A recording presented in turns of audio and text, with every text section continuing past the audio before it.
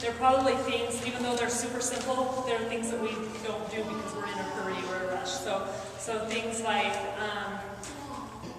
parking further away instead of trying to get closest to the door and to be, get that last spot. Sometimes we spend way more time driving in a circle looking for a closer spot than it would have been just to walk in there. So do things like walk to the post office, especially now that it's starting to get a lot warmer outside.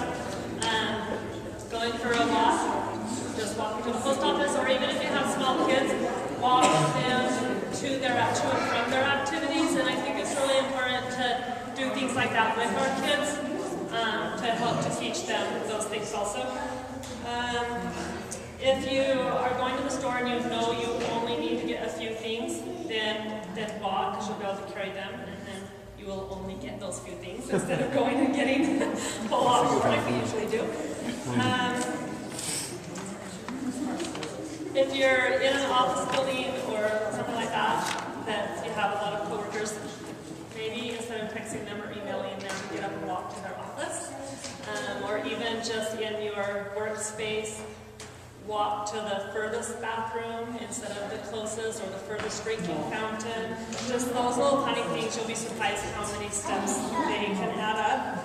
And then just make a habit with your family. Like set, even if it can't be every single night, but set nights that after dinner you're going to go for an evening walk and spend time together and also walk, and then it's setting a good example for your kids at the same time. While you're on the phone, a lot of times we just sit there, just get up and walk around your living room, go outside and walk around, whatever you need to do, just walk around anytime you're doing something like that. If you have a lot of errands to run and there are things that are fairly close, park in the middle, and then walk to the dry cleaners, walk to your car for a bath, and then go this way and go to the post office or wherever. But just little things like that will add up time. This one's kind of funny, but when you're brushing your teeth, you march in place. Hide the remote for the TV, so you actually have to get up and switch channels or turn it off or whatever. Let's see. And then I think just one of the most important things is helping our kids and being an example to them. Especially with electronics and stuff, they're always on them and always sitting and stuff. So if we get up and go do things with them, then that's going to just be showing them a really good example and set a good habit for them now while they're young, so that it'll be easier for them when they're older. So, anybody have any other suggestions?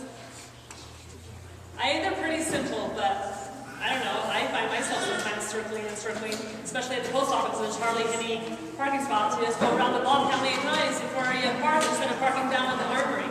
So just simple things like that just need to just focus on and think about. Another thing with the Fitbits, if you just stand in place and run super fast, it won't count your steps. Maybe count 1 or 2 out of your 50 or 60. It also depends on where you have it. I found with the Fitbit, she said you can put it up here, but I found sometimes it didn't always count them. It works the very best on your hip or on your foot. Like you can put it up on your shoelace or something. That's not the safest of all, but it'll work better there. And I think it's more fun because we're going to have the Fitbits. It makes it fun. You'll find yourself looking at it all the time, and then it's kind of a contest to see if you can do better